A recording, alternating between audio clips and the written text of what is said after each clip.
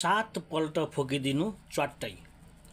तपाईको टाउको दुख्यो अथवा तपाईको पेट दुख्यो, तपाईको शरीर दुख्यो, तपाईको शरीर झुम्म बनायो अथवा चाहिँ तपाईलाई जाँगर लाएन, अल्छी लायो, एकदम शरीर गले जस्तो भयो, तपाईको यो माइन्ड पनि शिथिल भए जस्तो भयो भने यहाँहरूले के गर्नु त भन्दा यो मन्त्र मैले यहाँहरूलाई यो मन्त्र अत्यन्तै सजिलो मन्त्र र छोटो मन्त्र पनि छ।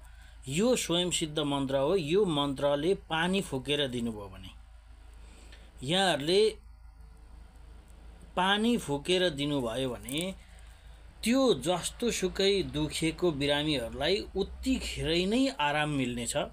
यो अत्यन्तै सजिलो मन्त्र, सिद्ध मन्त्र र सबैले प्रयोग गरिने मन्त्र हो र प्रयोग गर्ने पनि मन्त्र हो। मन्त्र के छ त भन्नुहोला भने ओम श्री सोय रिम फुलिङ भन्ने मन्त्र छ। यो मन्त्रलाई 7 पल्ट जाप गर्दै फुक्दै जाप गर्दै फुक्दै गर्नुस् पानीमा।